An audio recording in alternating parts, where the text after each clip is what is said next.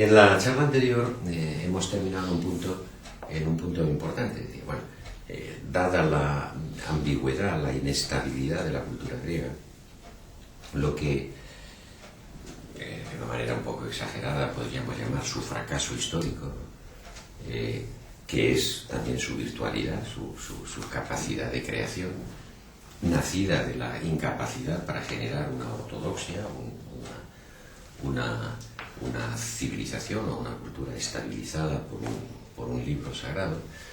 Bueno, en esa ambigüedad, la pregunta que nos hemos hecho, y la que pretendo responder ahora, es: ¿hay algunos textos que nos hablen del saber? ¿Cuál es la imagen, la configuración del saber en esa especie de mezcla de culturas, ¿no?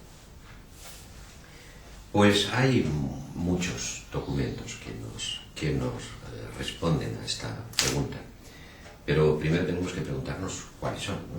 ¿Dónde ir a buscarlos? Fundamentalmente tenemos tres fuentes en las que podemos bucear para encontrar una respuesta a esta pregunta. La primera son, obviamente, los textos homéricos. Los textos homéricos están colocados en una época, en una fase histórica completamente singular.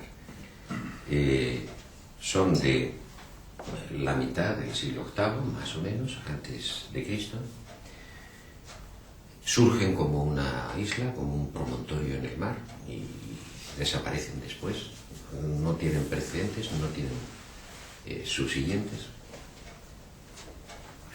Esto no es completamente correcto, porque tienen la secuencia de los llamados himnos homéricos, que también tienen una especie de valoración épica, que también son descriptivos, pero que forman una familia, tras de los cuales, con la excepción que ahora diré, pues se produce ese periodo de silencio al que me refería en la charla anterior. Los textos homéricos son textos muy peculiares. En primer lugar, tienen un referente histórico concreto. Remiten a una situación anterior, la época en que vivían los héroes y disputaban en una guerra por el predominio de la soberanía. Por tanto, el mundo homérico es un mundo completamente olímpico.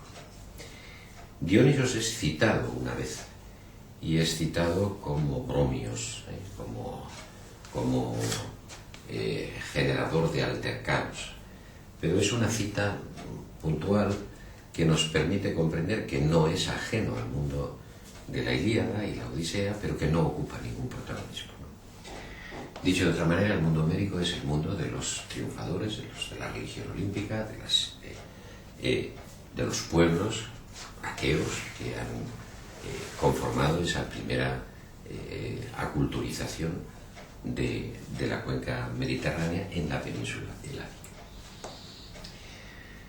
Claro está, esta referencia a un mundo anterior para nosotros es una referencia decisiva, porque de alguna forma en ellos está acreditada, por una tradición a la que me voy a referir inmediatamente, la memoria de unos reinos desaparecidos, los reinos micénicos, ¿no?, de los que dan cumplida cuenta. Sin embargo, los textos homéricos son textos de su época, o sea, son textos en los que, bueno, lo que queda reflejado es el presente del poeta que está escribiendo. De manera que los textos homéricos son ellos también, ¿no?, un monumento a la ambigüedad. De una parte, insisto, las referencias al pasado, pero de otra parte hay muchos elementos dentro de la estructura de los poemas que nos hablan de cosas que ya no se comprenden, ¿no?, y por tanto que son citadas meramente desde un punto de vista en el que domina fundamentalmente la anacronía. Por ejemplo, los guerreros van en carro. Esto nos hace pensar en el momento en que efectivamente la guerra se hacía con carros, ¿no? Es decir, en un momento en que todavía digamos, la tecnología era más avanzada y frente a la cual, pues, el estadio posterior, el estadio en el que escribe Homero, pues es de un retroceso histórico evidente, ¿no? Y efectivamente nuestros héroes, Agamenón, Aquiles, en fin, el otro, el de más allá, ¿no?, van en carro como quien va en taxi, se baja y después lucha en un combate singular, ¿eh? La sustancia de los poemas homéricos es, por lo tanto, la de una sociedad, la de la mitad del siglo VIII antes de Cristo, que vive la desaparición de la estructura política anterior, de la estructura política a la que se refiere, los reinos micénicos, de los que mantiene el recuerdo, la constancia literaria, sin duda, como voy a decir inmediatamente, porque son efectos de una larga tradición literaria, pero por otra parte expresan el tipo de sociedad contemporánea de Homero, ¿no? O sea, de una época en la que ciertamente los reinos ya no existen, los reinos micénicos ya no existen y todavía no se ha constituido el orbe de la polis. Los textos homéricos se han formado a través de una larga tradición oral que procede directamente de la cultura micénica. La cultura micénica es una cultura hecha por los pueblos invasores en el proceso de aculturización de las culturas mediterráneas. Hay un momento que es importante en ese proceso y es cuando los aqueos, los jonios, ¿no?, la primera de las grandes invasiones indoeuropeas, pues conquista y somete a Creta. Y entonces adopta buena parte de las estructuras y de las organizaciones, ¿no?, de la organización social y la organización del poder de Creta como cultura superior, ¿no? Sin embargo, lo hace en una forma en la que lo determinante, lo dominante, son sus signos de identidad. Así que no se puede confundir el periodo minoico con el periodo micénico, ¿no? Micenas es ya, de hecho, una cultura griega. Sabemos que la cultura micénica tenía instituido el saber a través de la poesía, a través de los poetas, ¿no? Y luego volveré a ello.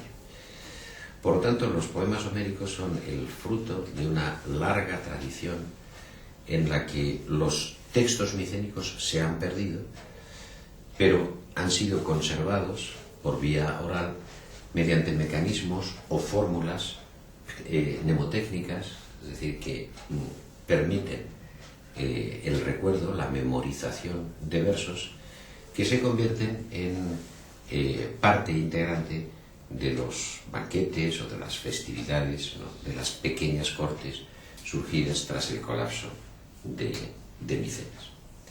Y aunque ni siquiera es cierto, aquí hay dos teorías, ¿no?, la de los unitaristas y lo de los analíticos, aun cuando ni siquiera podemos asegurar que Homero existió ni que sea el autor de los poemas, ¿no?, lo que sí podemos estar ciertos es que, bueno, estos poemas, incluso si no son de la misma época, incluso si hay una diferencia cronológica entre ellos, tuvieron una mano que unificó la herencia de la tradición oral y determinó la escritura misma del poema. Bueno, esa es nuestra primera forma. Y ahí, como en una especie de cristalización de un momento, pues insisto en esto, podemos ver a través del recuerdo de los reyes de Micenas, de los reyes que hicieron la guerra de Troya, podemos encontrar una inmensa cantidad de información sobre cómo era en esa sociedad que, sin embargo, apela también al momento en el que vive Homero, es decir, al momento oscuro de la transición, ¿no?, entre los reinos micénicos y la conformación de la cultura griega clásica, ¿no?, de qué era lo que se pensaba acerca del saber. Bueno, hay una segunda fuente. Esta segunda fuente es más reciente. Los poemas homéricos finalmente, pues, desde se han conocido siempre, ¿no?, se han citado de manera continua y han sido objeto de análisis más o menos científicos desde el segundo tercio del siglo XIX. En cambio, esta segunda fuente a la que me refiero es un asunto, bueno, mucho más moderno. En realidad su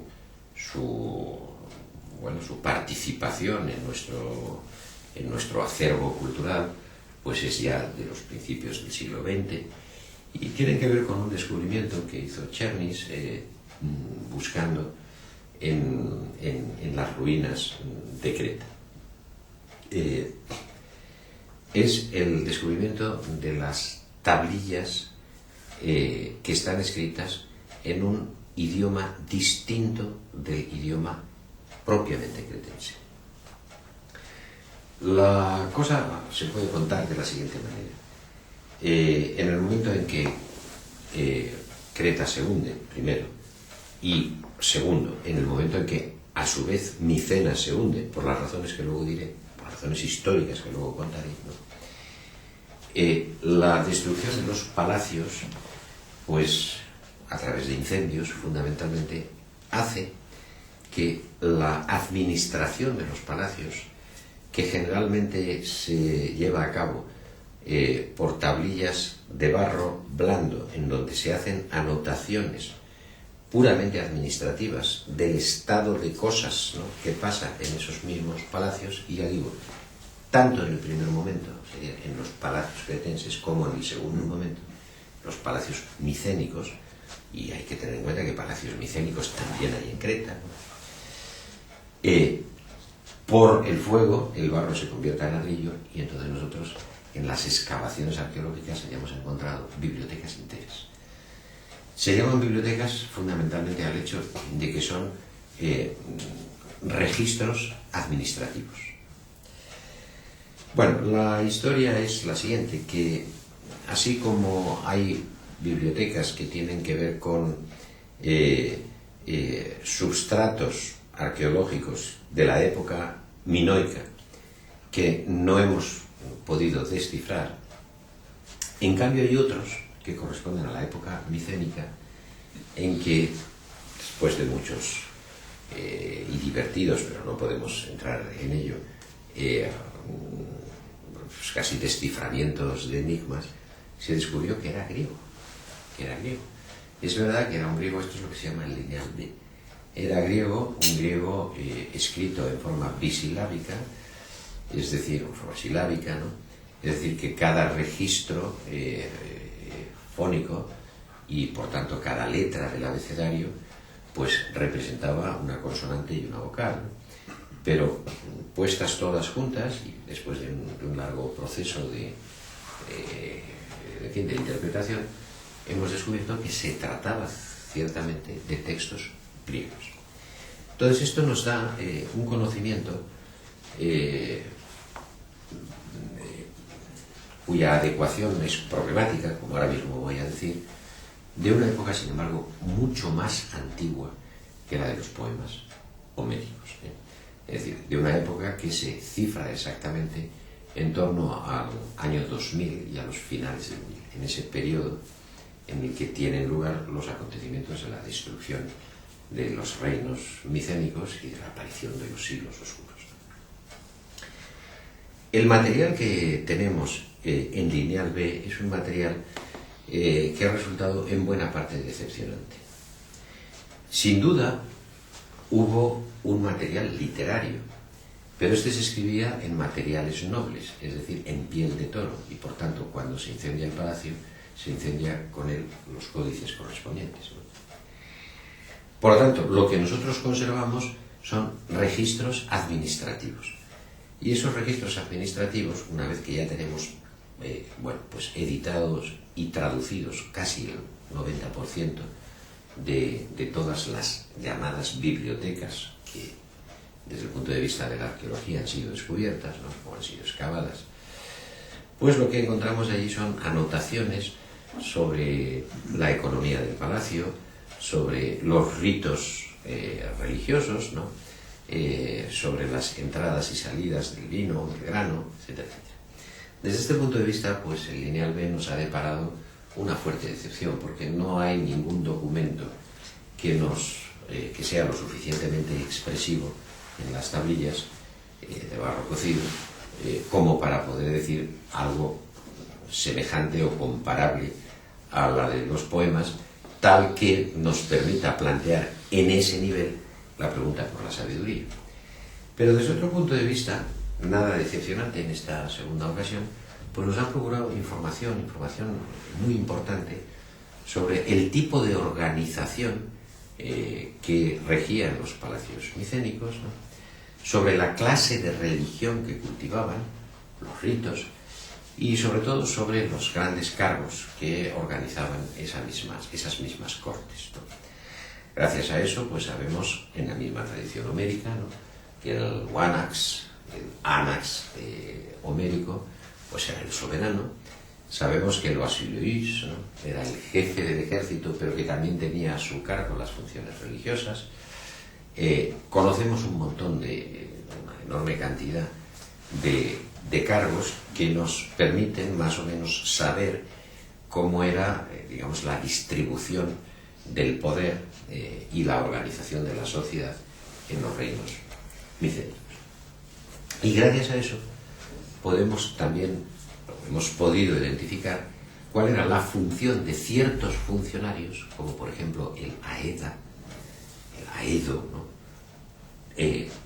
que es el modelo originario respecto del cual Homero, por ejemplo, es un rapsoda, y la función que la poesía tenía en estos reinos, además de otras funciones a las que me referiré más tarde.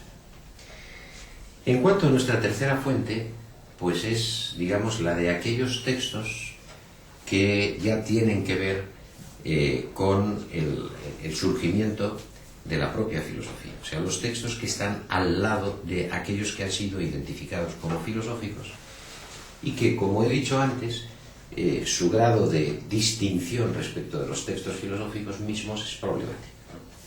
Me estoy refiriendo fundamentalmente a la lírica. Y bueno, pues en la lírica encontramos muchas veces tradiciones mitológicas, por ejemplo en Píndaro, que no coinciden con las homéricas y que tienen que estar tomadas de otra parte. Claro, Píndaro, esto es completamente explicable, Píndaro es el representante de la poesía doria. Por tanto, está hablando del segundo momento de aculturización, cuando un nuevo pueblo, si es que este fue el caso, que ahora veremos que quizá no, se introduce en Grecia y entonces pues bueno, desgarra una sociedad de suyo ya arruinada por el hundimiento de la monarquía micénica y bueno, pues contribuye a la conformación de formas de cultura que ya no tienen que ver, que son nuevas respecto de la herencia o del recuerdo de Micenas. Cuando se analizan los textos de Stesícoro y de Píndaro, y en general de la tradición de la poesía lírica, sobre todo de la poesía coral, que es la que tiene más recuerdos épicos, se puede reconstruir una épica distinta de la homérica. Y aunque para nosotros muchas veces es desconcertante, no logramos entender bien, o cuyas referencias en muchos casos, por no ser coincidentes con las homéricas, nos plantean problemas interpretativos serios, sin duda también hay, como sobre todo la escuela estructuralista francesa de Fernand y de Etienne han mostrado con claridad, encontramos una gran cantidad de información, ¿no?, para responder a esa pregunta, ¿no? La pregunta, ¿cómo es el saber antes de que aparezcan los primeros textos filosóficos, por más que sean ambiguamente considerados como tales? Bueno, pues tratemos de analizar exactamente en esas fuentes, qué es lo que nos proporcionan, qué imagen nos proporcionan del saber. Por lo pronto, el material inicialmente más susceptible de análisis es el material mitológico, ¿no? ¿Dónde, en qué mitos de los que cuenta Homero y Píndaro, de los que se pueden ver en Hesiodo o en otros líricos, confirmados o no, según los casos, por algunas tablillas de las bibliotecas micénicas, qué función cumple el saber, ¿no? ¿Dónde está el saber? Nos encontramos con dos funciones que se repiten una y otra vez. Una es, por saber si ha de entender, la metis. Y metis es la astucia, la previsión de lo que puede ocurrir, que conlleva el que así prevé adopte conductas que pueden dar satisfacción a los problemas. Ahora, Metis es el nombre también de una diosa y está vinculado a un ciclo épico de cuya antigüedad no hay ninguna duda, pero que tiene por referente la religión olímpica. Son los mitos de Prometeo. Prometeo, en una de las tradiciones mitológicas, es aquel que con un muñeco de barro y a base de infundirle el fuego ha creado el hombre, o en otra tradición mítica mucho más severa, mucho más acreditada, ¿no? Es la homérica, es aquel que a los hombres menesterosos de edades muy arcaicas les transfiere el fuego y con ello la capacidad de cocer las comidas y por tanto de generar la civilización. Bueno, pues Metis, que es la diosa de la astucia, ¿no? La diosa de la previsión, del conocimiento que prevé las posibles consecuencias de los actos, es exactamente la que pone en marcha, la que utiliza Prometeo para robar el fuego divino y entregárselo a los hombres. Por eso Prometeo es castigado. Prometeo, el introductor de la civilización, es castigado. El introductor del fuego y de la comida cocida es castigado por los dioses. Y ello tiene una razón profunda en nuestros ciclos míticos, ¿no? La razón es esta. Unido al mito de Prometeo está un hecho inquietante. El hecho de que Zeus pueda perder la soberanía si los instrumentos del saber y la previsión recaen sobre los hombres. De manera que la manera como Zeus resuelve la situación es la de condenar a Prometeo y dejar a los hombres aislados, separados del mundo de los dioses. Es interesante esto porque Metis fue amante de Zeus. Digamos que Zeus sufrió la permanente tentación de Metis, pero Metis es la diosa de la previsión respecto de la contingencia, es decir, aquella que evita los comportamientos regulares, aquella que evita lo más posible el comprometerse con ninguna conducta que esté vinculada a la necesidad. O sea, es exactamente la representación del saber de la conquista, de una conquista que se hace sobre la regularidad y el orden, y por lo tanto que introduce exactamente lo contrario, la multiplicidad y el desorden. Zeus amó a Metis, pero se casó con Temis. Y Temis es exactamente la divinidad contraria.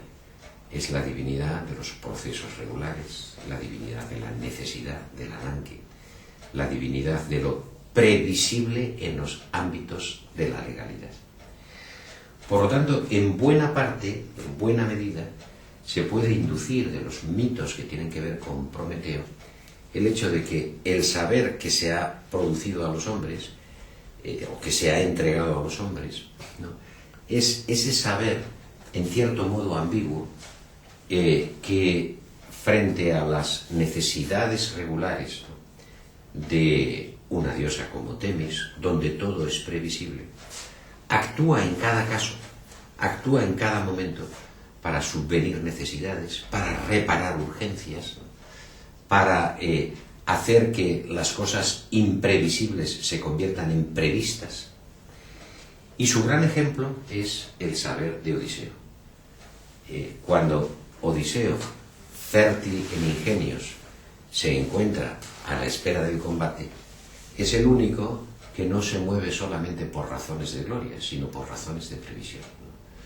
Entiende, por ejemplo, que él solo no puede resistir a un destacamento de troyanos, y entonces dice, mejor me retiro ahora, me paso a una posición, porque si no voy a morir en el combate. Esta posición de Odiseo contrasta muy vivamente con la posición de los grandes actores de los poemas homéricos, cuya única divisa para entrar en el combate no es la previsión o la astucia, sino exactamente la gloria. Jocleos upoteloito, ¿no? Mi gloria no faltará. Este es el grito de los héroes, que no son Odiseo, ¿no? Mientras que Odiseo, fértil en ingenios, lo que hace es en cada momento toma las decisiones adecuadas para una situación cambiante. Y en eso, ahí está colocado precisamente el saber en este primer acercamiento que podemos hacer. Si dejamos de lado esta indicación de los mitos de Prometeo, aparece el saber en otros mitos que son desde luego mucho más arcaicos y que ya no tienen que ver tanto con el mundo jonio, el mundo de los invasores, el mundo de los poemas homéricos, ¿no?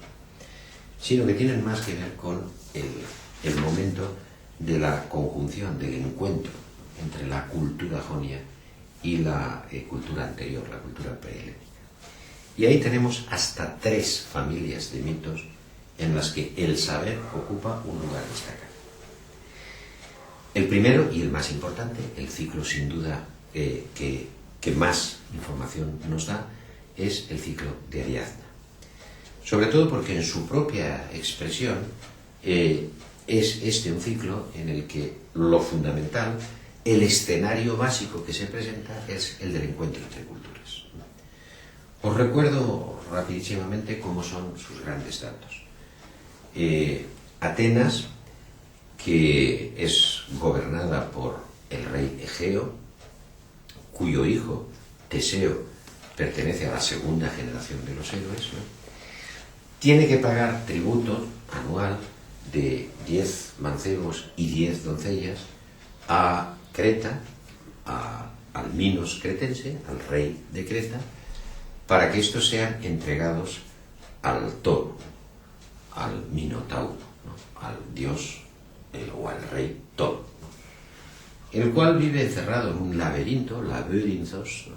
Que es la manera, una de las pocas palabras del lineal A, o sea, del minoico, que, aunque mal entendida, identificamos nosotros con el palacio, con la forma de construcción geométrica. Teseo, que, insisto, pertenece a la segunda generación de los héroes, es decir, los héroes que ya no son grandes y forzudos como Hércules, Heracles, el griego, sino que más bien representan la fragilidad, pero también la dinamicidad, ¿no? Teseo es un muchacho inquieto que, por otra parte, representa el nuevo canon estético, el canon estético que se va a imponer en la clasicidad, ¿no? Frente a los modelos de Pirón, por ejemplo, que son todavía muy, muy grandes, muy gruesos, muy pesados, ¿no? Pues es más bien los modelos de Praxíteles, los modelos de la clasicidad ya avanzada. Y que, bueno, siempre son recordados en Atenas como héroes que constituyeron, ¿no? la determinación más importante de la propia cultura que Atenas identificaba consigo misma. Teseo es, de hecho, un inquieto, un personaje rápido en el combate, rápido también en la capacidad de correr, pero también es un conquistador, es un seductor. Os recuerdo que una de las anécdotas más famosas es que, bueno, pues persiguiendo de correría con un amigo, pues a la caza, pues llegó a las puertas del Hades, ¿no?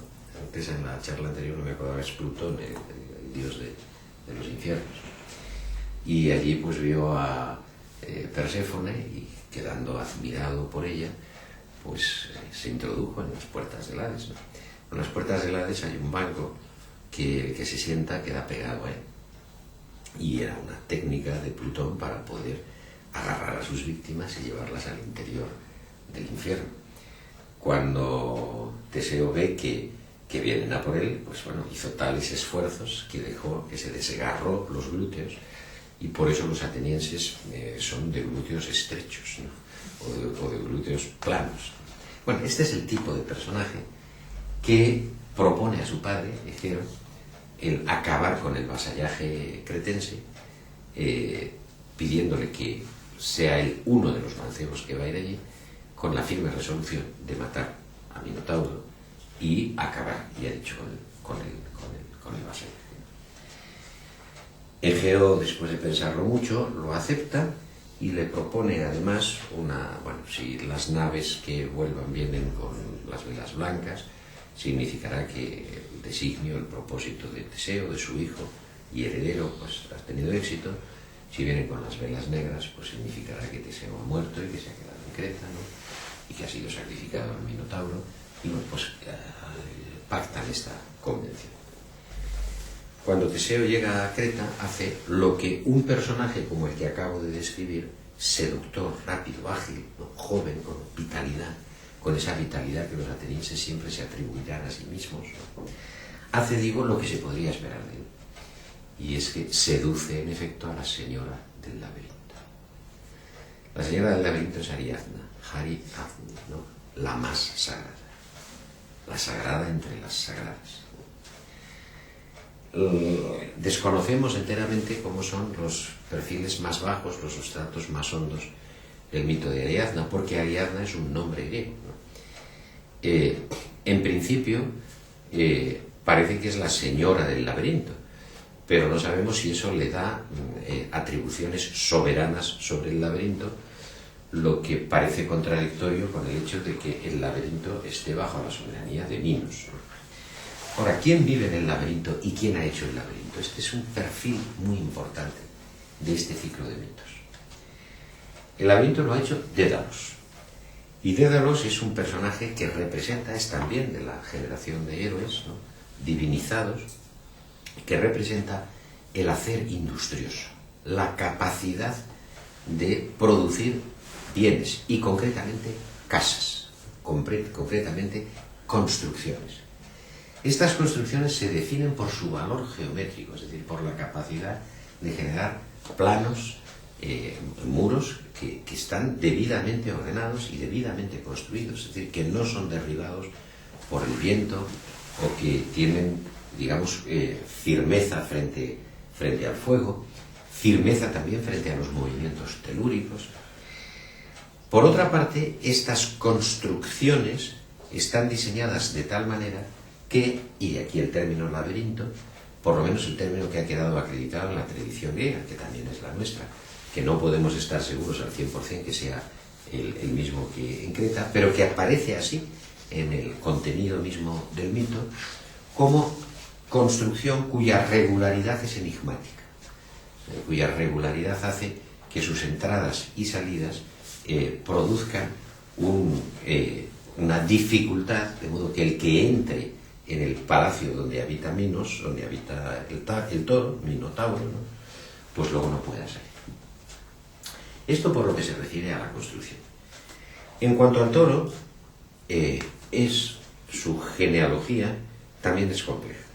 Parece fruto de los amores incestuosos de Dionisos, que aparece citado en las tablillas micénicas a este respecto, ¿no?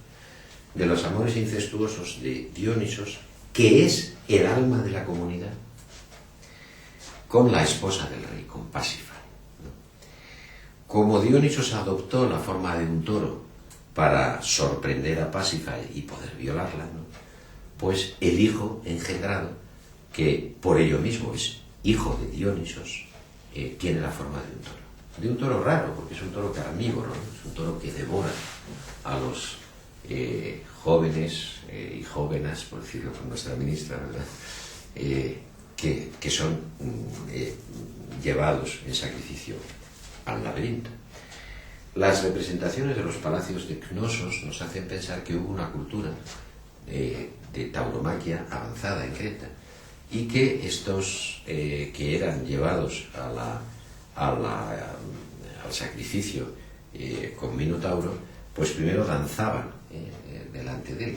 Efectivamente tenemos muchas representaciones y gráficos de una gran belleza, pero una gran belleza ficticia, esto os lo digo entre paréntesis y lo digo para decepcionar a los que, claro, quien excavó el Palacio de Cnosos fue Evans, y Evans era una persona muy deshonesta, retocó, pintó, mandó pintar, los restauró, entonces pues no sabemos, y claro, resulta que las representaciones de Cnosos son casi modernistas, ¿no?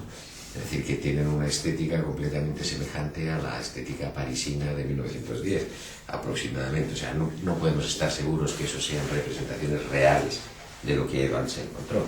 Pero de cualquier modo son efectivamente lo que son, es decir, danzas, rituales ante el toro.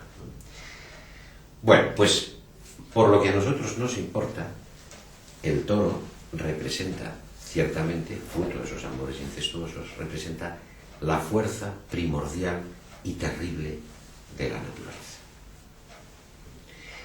El ciclo mítico enfatiza mucho este asunto, el valor reproductor del toro, su contacto directo con las fuerzas reproductoras de la naturaleza y su concepción como algo inhóspito y terrible. La naturaleza dejada a su entera libertad es un asunto que destruye, que puede destruir al hombre. De manera que lo sensato es encerrarlo en un laberinto, en una construcción geométrica. Y justamente ahí es donde se elabora la información a propósito del saber que nos proporciona esta familia de mitos. Como todos sabéis, la técnica de Teseo es seducir a Ariadna.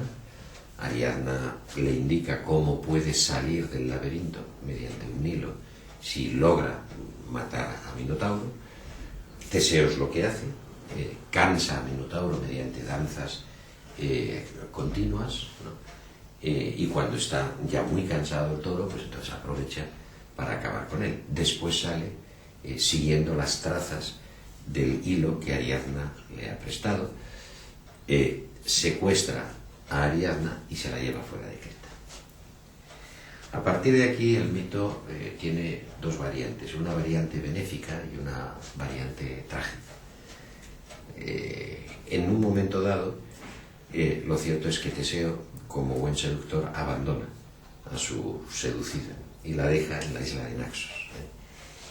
Y allí la variante benéfica es que Dionisos, compadecido por el sufrimiento de Ariadna, pues la convierte en estrella, ¿no? Y le da esos atributos de divinidad. La variante trágica es lo contrario, es que la mata, ¿no? La asesina en venganza por la muerte de su hijo, ¿no? Y por la traición. De una u otra forma, a Teseo se le olvida cambiar las velas de las naves, y cuando Egeo ve venir las naves con las velas negras, pues se arroja al mar y se suicida de este modo, ¿no? Así que por eso se llama el mar Egeo, ¿no? Porque Egeo, el rey de Atenas, se precipitó sobre sus aguas. ¿Cuáles son los elementos que aquí importan en torno a la doctrina del saber? Pues varios decisivos. En primer lugar, que el saber tiene que ver con el hacer, con el saber construir, con el saber hacer cosas, ¿no? Y efectivamente este es el primer modo como se nos presenta el saber, como la capacidad de prevenir el contacto de la naturaleza terrible, de la que se sigue la destrucción, apólimis, la palabra que utilizan buena parte de los mitos, y concretamente Homero, ¿no? La destrucción, ¿no? El destruir, mediante una diferición. Y esa diferición es exactamente la diferición de una construcción geométrica, de una construcción que se basa en conceptos ordenados, en muros regulares, en construcciones bien hechas. Por cierto que esto es una hibris, una desmesura, e igual que en el caso de Prometeo, trae el castigo de los dioses.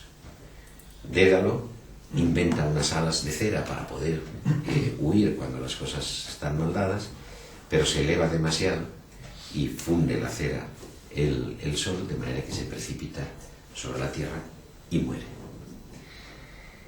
También esa tragedia acompaña a la propia Ariadna, que en la versión terrible del mito, en la trágica, muere asesinada por venganza de Dionisos, ¿no? Y al propio Teseo le acompaña la maldición, puesto que olvida, y es un olvido culpable, dice el texto, ¿verdad? Olvida cambiar las velas y entonces causa la muerte de su padre.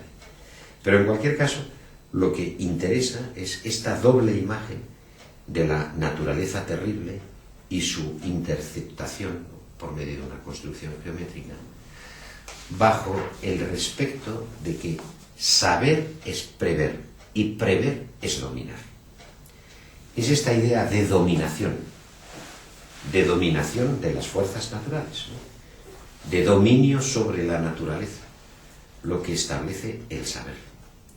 El saber es evitar el mal que produce o que se puede esperar de la naturaleza salvaje mediante la interposición de construcciones, mediante la interposición de acciones productivas. Por tanto, este es el primer elemento que nos interesa señalar.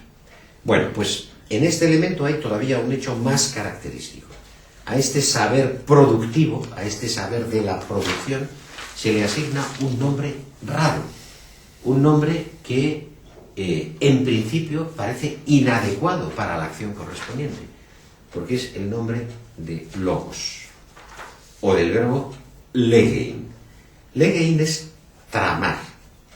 Por ejemplo, se utiliza legein cuando en las funciones de la recolección se agavillan las espigas, ¿no? Y se les pone una cuerda. A ese agavillar y tramar con una cuerda, eso es a lo que se llama legein. Y está claro que el saber tiene que ver con el legein porque la construcción es también una forma de agavillar, ¿no? Una forma de tramar, en este caso de tramar los muros, de tramar las piedras, de tramar las entidades necesarias, los materiales necesarios para distanciar y dominar a la naturaleza. Bueno, hasta aquí la primera familia que me interesaba de mitos que tienen que ver con ese sustrato último. Como veis, el mito expresa toda la ambigüedad de la cultura griega. Ariadna es una diosa agraria. El toro es expresión de la naturaleza, pero la naturaleza en realidad coimplica la totalidad de la realidad social, ¿no? De hecho, es tan sagrado como peligroso. Por eso está metido ahí, ¿no? Y en ese contexto aparecen los mitos de soberanía, los mitos de conquista. Finalmente, lo que hace Teseo es matar al toro y, por tanto, con ello conquistar la soberanía sobre Creta, ¿eh? De manera que es una familia de mitos que aparecen en muchas partes, ¿no? Siempre vinculados a estos vocabularios que nos hablan de elementos que tienen que ver con el saber, entendido así, ¿no? Como construcción y previsión. Hay una segunda familia de mitos que también nos interesa mucho escrutar y que se relacionan en este caso directamente con Dionisos. Lo que pasa es que no es el Dionisos finalmente olímpico, incorporado tardíamente a las divinidades olímpicas, sino el Dionisos órfico. El orfismo es una forma de religión que pregnó la sociedad griega a partir de aproximadamente el siglo VIII, es decir, el mismo siglo en que se publican en que se escriben o en que se fijan los poemas homéricos, de manera que no hay trazas en los poemas homéricos de la religión órfica. Sin embargo, lo que hizo la religión órfica fue sencillamente darle una forma escrita y ritual, escrita porque nuestros primeros testimonios son de esta época, las tablillas órficas más antiguas son aproximadamente del siglo VIII, y ritual porque determinó o configuró de manera en forma de religión lo que eran las creencias anteriores de la tierra, de la que a nosotros no nos han quedado no nos ha quedado prácticamente ningún testimonio, o los testimonios que pudieran quedarnos en Lineala nos resultan imposibles de descifrar. Bueno, el Dionisos órfico es un Dionisos que se diferencia del olímpico en una cosa, que es un dios sometido a la muerte. Es un dios sometido a la muerte. Y efectivamente, lo que el mito dice es que siendo niño fue visto por los titanes. Los titanes son devoradores de carne humana, por eso son completamente contrarios a la ley que Zeus ha impuesto sobre el mundo. En un momento en que se distrae Zeus, pues se precipitan sobre el niño, lo desgarran, lo descuartizan y lo comen. Pero bueno, en ese momento Zeus dirige su mirada y se da cuenta de lo que ha ocurrido y entonces manda el rayo contra los titanes. Estos se precipitan al centro de la tierra y con el corazón todavía palpitante del niño Dionisos reconstruye el cuerpo, que sobrepasa de esa manera, supera de esa manera la frontera de la muerte. El Dionisos que sale de esta reconstrucción, de esta salvación, de esta resurrección, ya no es el Dionisos inicial, ya no es el Dionisos alma del mundo, ahora es ya el Dionisos que aporta la sabiduría. Y es en ese instante donde el orfismo se convierte en un mito, donde estos mitos no se convierten en mitos del saber. Lo que pasa es que aquí el saber no está vinculado al hacer industrioso, ¿no?, al hacer de edificios que distancian y previenen, sino que está vinculado a otra cosa diferente. Dionisos niño es una divinidad que se representa siempre con dos símbolos, el espejo y el peán. Con el peán juega, el peán es una peonza, ¿no? Con el peán juega y cada vez que mueve el peán el mundo queda turbado. El mundo se organiza poliédricamente, de muchas maneras. Lanza el peán y entonces se ponen en marcha danzas frenéticas por parte de aquellos que siguen el ritmo de la peonza. Y el espejo es otro símbolo, por tanto, el peán es un símbolo de un hacer ritual, ¿no?, de las danzas que después van a ser concebidas como danzas dionisíacas y que efectivamente sabemos que dentro del orfismo cumplían una función ritual específica. No es tan claro que conllevara la borrachera, es decir, la ingesta de vino, como después los mitos ya alejandrinos han fijado, sino que más bien lo que se produce es un movimiento que anula la conciencia y hace que se identifique con la naturaleza misma. Es decir, es en cierto modo un estado de locura, de afron, ¿no?, de pérdida de conciencia. Pero en esa pérdida de conciencia lo que se produce es un contacto real, ¿no?, con la realidad, un contacto real con la tierra. Pues bueno, en ese contacto real con la tierra, el segundo símbolo brilla como el verdadero símbolo del saber. Dionisos se mira al espejo y aquello que ve en el espejo no es lo que representan los fenómenos, sino que es lo que ellos son, aquello que, por lo tanto, distingue entre el aparecer y el ser. Bueno, nuestras primeras referencias a esta distinción están en estos mitos. Y aquí la distinción entre el parecer y el ser, entre tofainomenai y toon, ¿no?, o einai, estas distinciones que son presentadas como distinciones religiosas, el ser es ese contacto frenético con la tierra que queda reflejado en el espejo de Dionisos cuando él mira, tienen un instrumento por el que se hacen plausibles, por el que resultan posibles. Ese instrumento es la memoria. Y la memoria se fija en el poema. De manera que Dionisos mira y al mirar el mundo recupera su verdadera faz. Esa faz es no otra cosa que la memoria de lo que en cada caso ha sido y es y será. Y estas palabras, que se repiten en varias tablas órficas de las más antiguas, lo que ha sido, lo que es, lo que será, se encarga de su depósito al hexámetro, al metro, que puede ser recordado, ¿no? Que puede ser transferido, ¿no? En el recuerdo. Esto tiene bastante importancia porque el tercero, o la tercera de las familias míticas, ¿no? Es una familia que nos presenta una conquista, y una conquista de la memoria, precisamente, una conquista de la religión, de la tierra. Por tanto, centremos ahora nuestra atención rápidamente en esta tercera familia. Tiene que ver con Apolo, y tiene que ver con el nacimiento de Apolo y con la conquista del templo oracular. Así como los segundos mitos, los que presentan el saber como un asunto de la memoria, siendo su instrumento el hexámetro, es decir, siendo su instrumento el metro poético, el tercero parte de una situación en la que Apolo, muy enfadado, porque tiene el recuerdo de cómo su madre fue perseguida, de modo que no podía dar a luz en ningún sitio, y fue perseguida porque había una profecía de Prometeo. ¿Veis cómo se enlazan todas estas familias?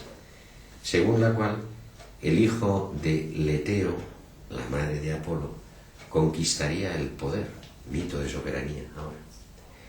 Entonces era la guardiana de esa soberanía, la esposa de Zeus.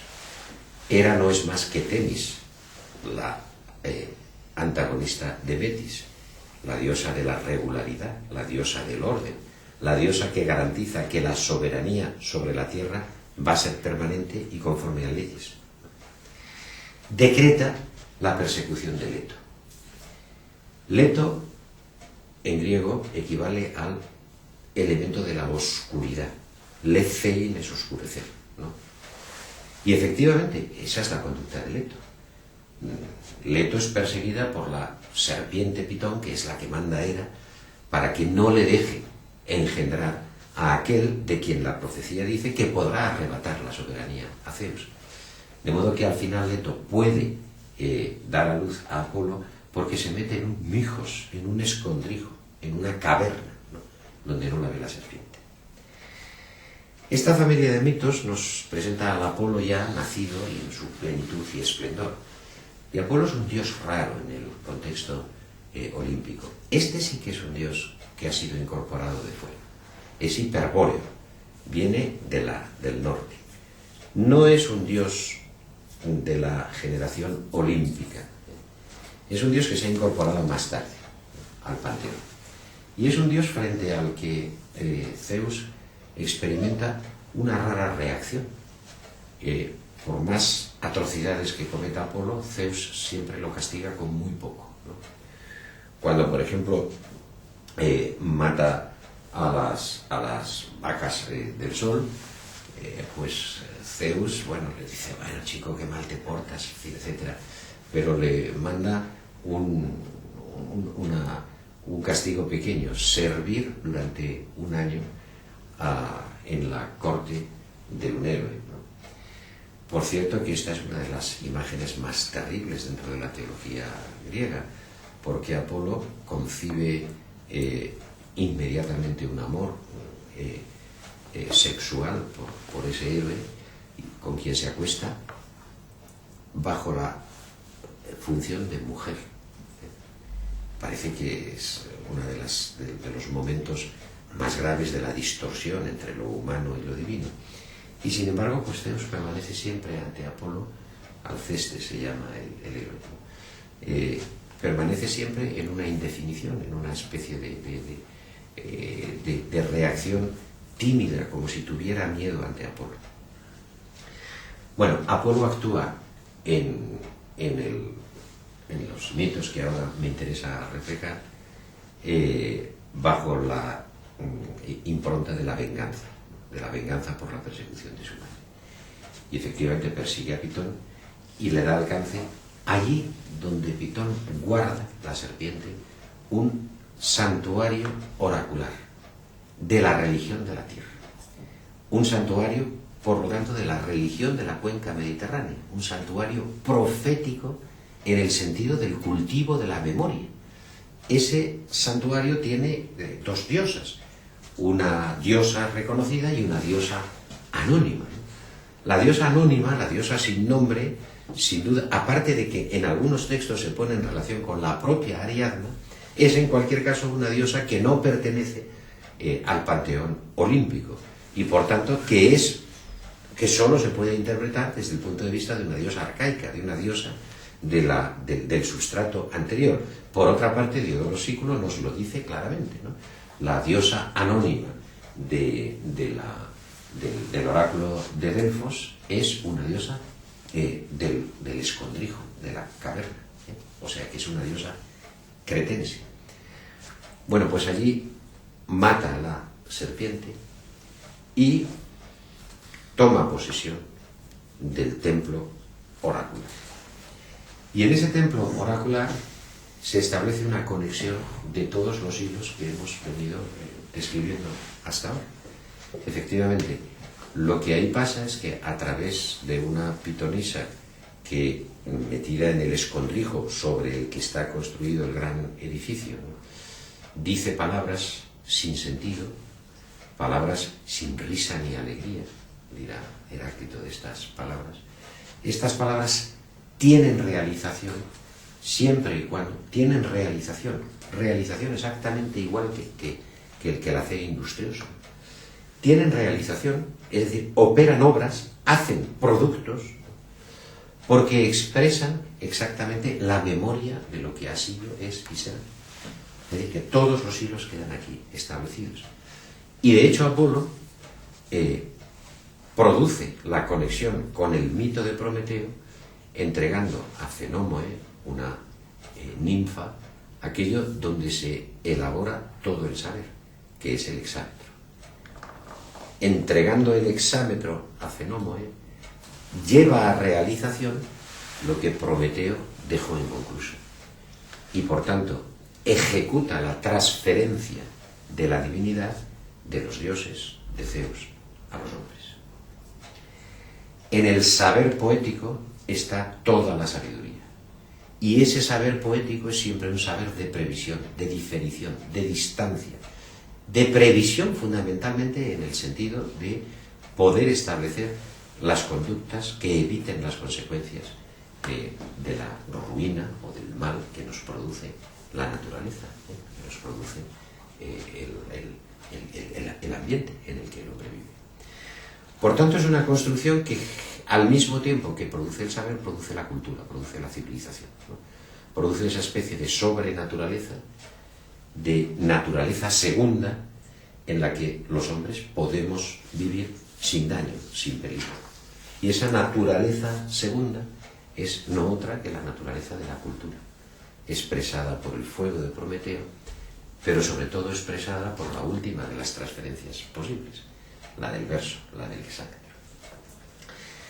Bueno, si se analiza bien todas estas familias, en todos sus entrecruzamientos de mitos, se llega a una conclusión, y es esta: el saber, antes de cualquier manifestación filosófica o literaria de cualquier tipo, el saber heredado de la antigua Micenas, al menos tal como esto nos lo presentan la forma como están presentados los mitos homéricos o pindáricos, ¿no?, y como están en algunos casos confirmados por las tablillas micénicas, etc., nos proporciona una imagen del saber vinculada a tres niveles, ¿no?, en los cuales se ejecuta. El saber es, desde luego, la mántica, la adivinación. La mántica como aquel elemento que permite lo que acabo de decir, la previsión, el establecer una conducta que prevé los acontecimientos y, por tanto, que prevé los daños, los males. Y esa previsión tiene, en el momento en que se expresa, un instrumento básico, el instrumento del logos, ¿no?, el instrumento de algo que se llama a sí mismo palabra, después de haber, o discurso, después de haber pasado por una larga reconstrucción que va desde el agavillamiento, como he dicho antes, de la espiga o de los productos agrarios, pasando por las construcciones, hasta la generación de discursos, de palabras agavilladas, ¿no? De palabras organizadas en un discurso. Pues bien, esos tres niveles son, por una parte, son los que he dicho y que ya resumo. Por una parte es, en efecto, el saber industrioso, el saber que produce manufacturas. Este es un elemento importante de la concepción del saber en la Grecia primitiva. Porque en uno de los testimonios más antiguos, o que apelan a fuentes más antiguas de Aristóteles, en Política 1, se nos dice, una cosa es quien hace la casa, y una cosa es quien proyecta la casa, y otra es quien hace la casa. Efectivamente, no se trata de un saber de construir, se trata de un saber hacer que se construya.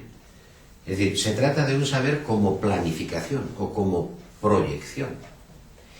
Y esta planificación o proyección tiene siempre un elemento básico, que es el que proyecta. El saber no está en hacer la casa, sino en saber proyectarla. Por lo tanto, el saber dice algo de la praxis, no del trabajo. Trabajo se dice poiesis en griego. Y como vamos a ver inmediatamente, ese es un término que ha quedado completamente vinculado al saber desde un punto de vista distinto del trabajo, desde un punto de vista distinto de la producción. En efecto, el que proyecta es el que es libre y el que hace una praxis. Y claro, el que proyecta en el mundo micénico, el que es capaz de proyectar esas construcciones, ese es el sabio, no el que después pone los ladrillos. Pero para proyectar algo se necesita, en efecto, una manufactura anterior a toda manufactura, que es la de la memoria. Y la memoria, de tal manera, identifica el valor de la poiesis, que finalmente determina que el sabio que proyecta es exactamente el poietés, el que es capaz de dar las órdenes que dirigirán el trabajo. El poietés es el poeta.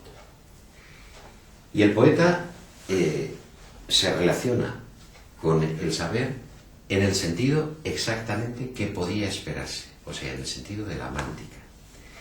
En el mundo micénico, el aedo no era solo el que era capaz de recordar mediante técnicas mnemotécnicas que se vinculan estrictamente al metro, al hexámetro, o al jambo, o al peano, a cualquiera de los metros que después serán utilizados, ¿no? Sino el que hace reconocer la sabiduría, el que hace reconocer al que tiene el poder de proyectar. Cuando Tirteo nos indica cuál es el valor de la poesía, dice dos cosas: dar gloria a los dioses y narrar las historias de los hombres y los dioses. Ahora, las historias o las relaciones de los hombres y los dioses son exactamente la soberanía que los reyes micénicos ejercían. En efecto, el poeta es aquel que garantiza, justifica y lleva a su plenitud la soberanía de los reyes. Por eso el poeta es indistinguible de las condiciones mismas de la formación de las cortes reales. No hay un banquete, no hay una celebración en la que no se exprese mediante la poesía que canta el poeta los valores por los que el rey ejerce la soberanía y tiene desde ese punto de vista capacidad de construir, capacidad de hacer cosas, que es exactamente lo que determina el tercero de los niveles que hemos establecido. Ese poder, ese ejercicio de reconocimiento de la soberanía se hace mediante palabras, y mediante palabras realizadoras. Es curioso porque en el mundo griego, por lo menos en el mundo griego arcaico, la palabra no es confundida con ninguna facultad que tengan los hombres.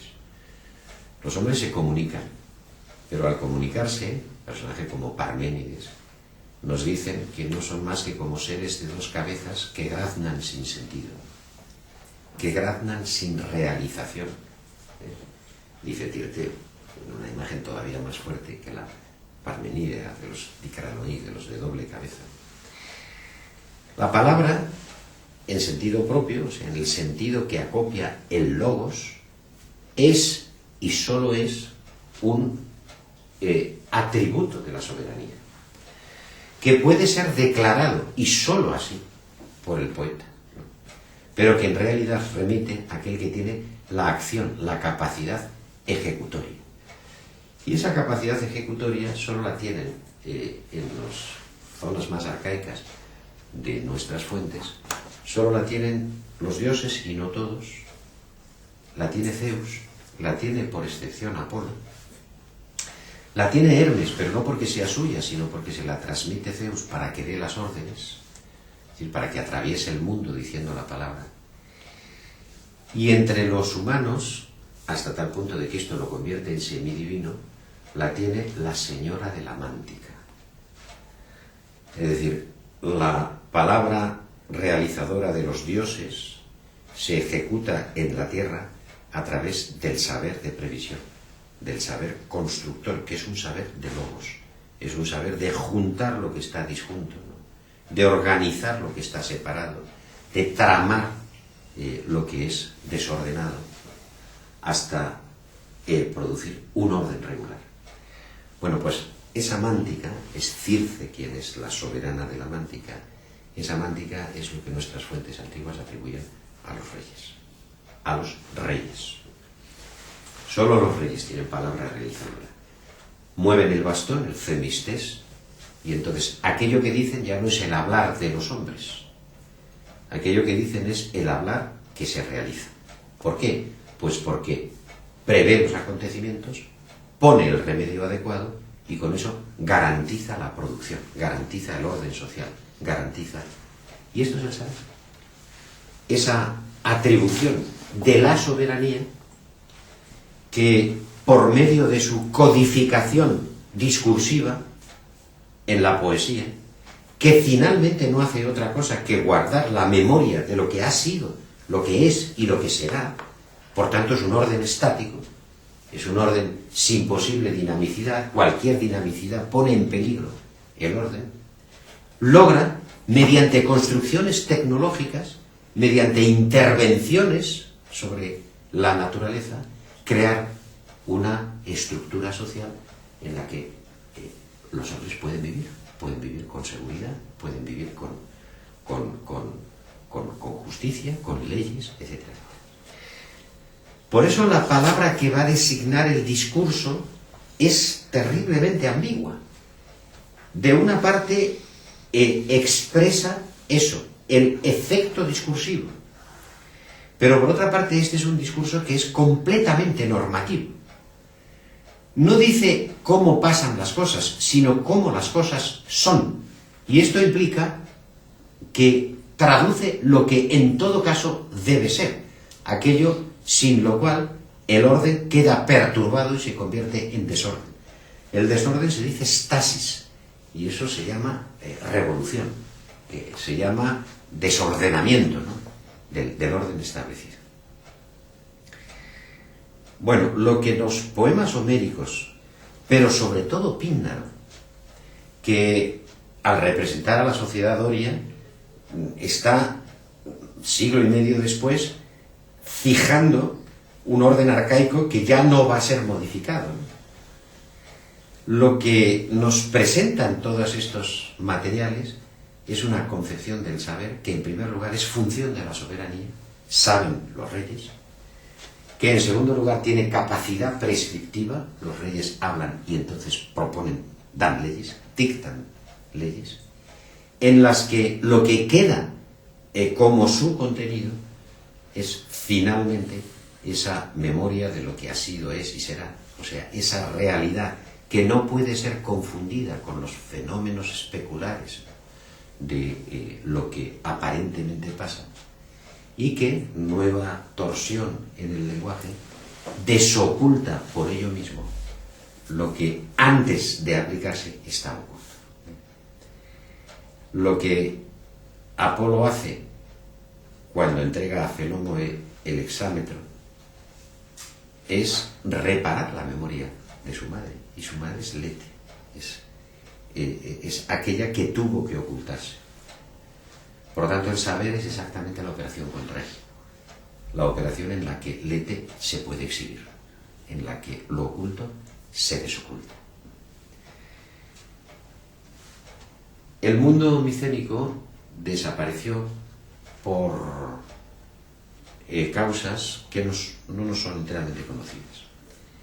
De una parte, sucumbió ante la presión de lo que se llamaba los pueblos del mar, ¿no? Una presión para nosotros, sin duda una presión migratoria, para nosotros bastante poco descriptible, porque entre los pueblos del mar figuran sus víctimas. Hay un pueblo que son los aqueos, ¿no? Y está en las fuentes egipcias. Por lo tanto, debió ser una perturbación histórica de gran magnitud que llegó a chocar con el mundo egipcio. Cuando ya llegó al mundo egipcio, donde fueron detenidos,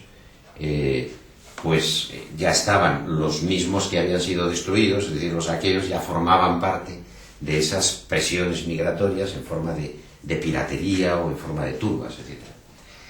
Pero se combina con este asunto una revolución distinta, que es la del regreso de los dorios. Y ahí, pues, debemos pensar que o bien hubo una segunda migración, o bien lo que hubo fueron fenómenos revolucionarios. Fenómenos revolucionarios que probablemente fueron protagonizados por un pueblo completamente vinculado al pueblo jonio, pero de sometidos. Es decir, los esclavos de los jonios, que, bueno, estallaron y son finalmente los que quemaron los palacios, los que determinaron la ruina de Micenas. Micenas solo tuvo un puente, digamos un pequeño, y esto es importante, ¿no? Importante para lo que diré el próximo día, en la próxima sesión, ¿no? Que fue Atenas. Por ahí, por Atenas, tanto el reino de Pilos como el reino de Micenas escaparon, y escaparon los que pudieron, de manera que a través del puerto de Atenas, del Pireo, mandaron oleadas migratorias de antiguos micénicos hacia la costa jonia. Esto es un dato que va a ser importante, porque es allí donde va a quedar el recuerdo de Micenas, en Jonia, y donde van a aparecer la mayoría de los géneros literarios. La voz que de repente se alza en los principios del siglo VI es una voz de antiguos descendientes de los reinos micénicos. Sobre la Atenas continental queda un periodo, como he dicho, de oscuridad, que solo quedará reparado cuando, en forma diamantina, pues tengamos los poemas homéricos, los himnos homéricos, ¿no? Y la obra de Hesíodo. Las formas organizativas, sin embargo, que se han podido reconstruir, están sometidas a continuas presiones revolucionarias. Y esto explica el silencio posterior a Homero. En efecto, la mayoría de las monarquías, tanto en la Grecia continental como en los hinterland coloniales, por ejemplo en Sicilia, en la mitad del siglo VI, presenciamos grandes revoluciones. De modo que el periodo que pasa desde ese resplandor que son los poemas de Homero y el poema de Hesíodo, hasta que vuelve a aparecer de nuevo manifestaciones literarias en Grecia, se corresponde con un segundo proceso revolucionario en la que lo que cayeron fueron las monarquías. Desde la desaparición de Micenas hasta la reconstrucción de las ciudades, de las poleis, con la excepción de ese islote que para nosotros es tan absolutamente fundamental, puesto que es el que nos permite bucear en las zonas más antiguas, ¿no? Lo que conoce el mundo griego es un conjunto un periodo de grandes turbaciones, de grandes destrucciones, ¿no? De grandes procesos, sea invasores o sea revolucionarios. Bueno, lo que nos va a ocupar el próximo día es la pregunta que cerrará esta ecuación. sabemos ya qué era el saber, a qué respondía la imagen del saber en la sociedad micénica tal como ésta ha sido recordada en los poemas homéricos o en los líricos que empiezan a hablar en el siglo VI. Bueno, con respecto a ese patrón tendremos que juzgar y medir aquellas obras literarias que no necesariamente identificadas con los que llamamos presocráticos. La idea de que en el siglo VI aparecen dos géneros como Atenas limpios de la cabeza de un Zeus es una idea completamente ridícula, sino tomando la muestra en general de las balbucientes emergencias literarias que se producen en el siglo VI, tendremos, digo, que proyectar esta imagen del saber para poder rescatar en qué forma se reconstruye en un mundo ya distinto, el mundo de las polis. Y entonces, nietzscheanamente dicho, habremos visto el fenómeno por su espalda, lo habremos visto nacer, ¿no? Y bueno, podremos preguntarnos a partir de ahí cómo crece, no en la forma de verlo de una manera unitaria y bajo el mito del progreso, sino en la forma en que históricamente se produce. Pero eso es lo que vamos a ver.